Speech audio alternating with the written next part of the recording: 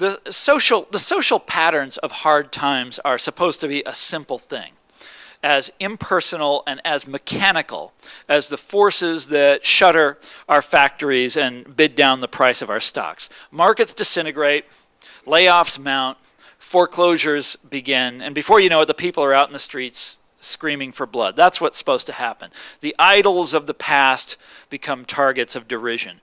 We demand that the government do something about it, that they punish the perps, that they rescue the victims. We look for insurance against further catastrophe and for stricter supervision of the economy to make sure it doesn't happen again. Or so it was in the 1930s. And when catastrophe comes, the Depression taught us, certain legislative deeds follow automatically in its wake.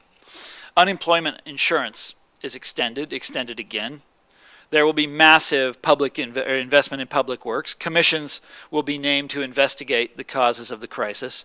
Agencies will be set up to keep people from losing their homes to foreclosure. And as the economy falls apart, the assumption goes, we will also discover a certain neighborliness, a sense of community, and even of collectivism that comes from shared privation.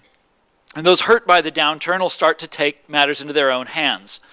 Union organizing and a wave of strikes will sweep the country in response to the complete breakdown of capitalism's promise. The victims of the downturn will protest, of course, voicing their discontent in public places, like the striking farmers in Iowa back in 1932, who claimed to be upholding the spirit of the Boston Tea Party as they dumped out the contents of trucks that tried to cross their picket lines. And in 2008 and 2009, for a while, it looked as though this pattern was repeating itself. Our slump began with financial insanity, very similar to what had gone on in the 1920s. What's more, the bank's modern-day misbehavior commenced just as the Depression-era banking regulations were repealed or allowed to go unenforced. And just as in the awful days of 1932, average people are rising up once again in outrage, fuming against the money men who drove the nation into the ditch and the politicians that stuck by their cronies while the rest of us lost our shirts. 30s-style populism has indeed made a triumphant return, claiming to juxtapose decent Americans against an uncaring, predatory world. But should you happen to hear an homage to the spirit of the Boston Tea Party nowadays, the demands that will follow are almost exactly the opposite of those striking Iowa farmers 80 years ago. What makes the rebels' blood boil today is not the plight of the indebted property owner, but the possibility that such losers, as they put it, might escape their predicament, that government might step in and do the very things those Iowa farmers wanted it to do 80 years ago.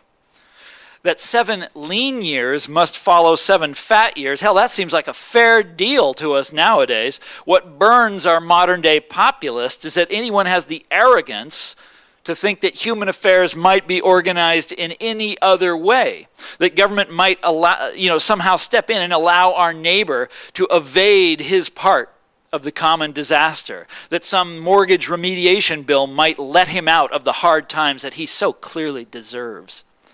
The ones moved to protest today are all liquidationists, as old Herbert Hoover used to call them.